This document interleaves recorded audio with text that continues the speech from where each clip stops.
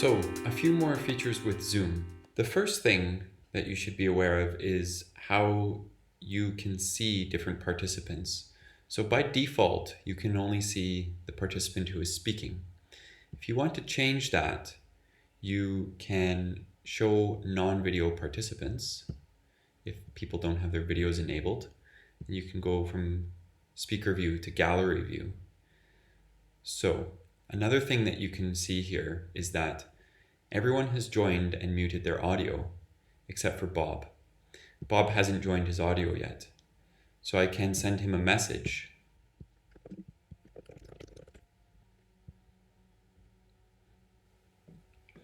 Remember, if a participant doesn't join with audio, they cannot hear you. So they have to join with audio even if they're not going to speak.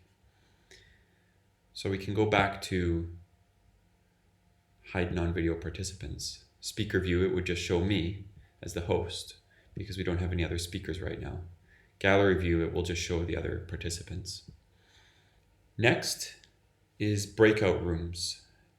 As we discussed in the previous module, you just form separate rooms with different numbers of participants. But how to actually form breakout rooms and regroup them on the fly. So let's imagine here that we have 3 groups. We're going to open all rooms and everyone will join. So now that they are in the breakout rooms, you will see as a participant that you're the only one left here. Remember that you can broadcast a message to them.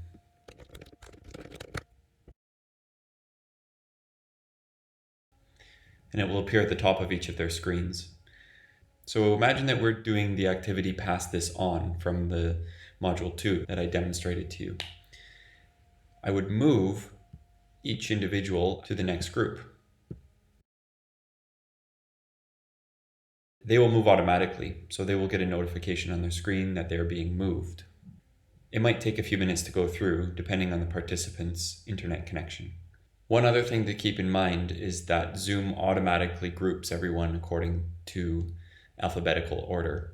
So if I move everyone to group A, for example, you will see that the order from the original sequence will be lost and it will just be alphabetical.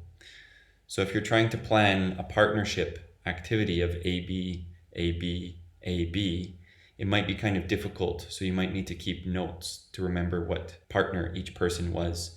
So that's why I would recommend taking a screenshot before regrouping so that you can follow who is in which group. Another thing to be aware of is that when you're sending links, they don't actually show up as clickable links in the chat for the other participants.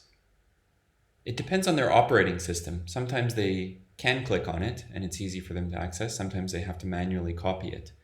So a workaround for this is to create a document and just add all of the links to this document before the lesson. So you could say lesson links.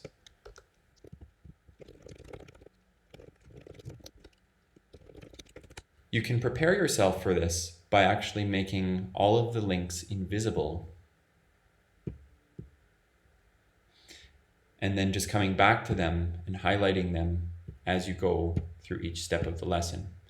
This way you don't have to go and play around with links that don't work in the Zoom chat if some participants are unable to click on them or they don't know how to copy and paste them into their browsers.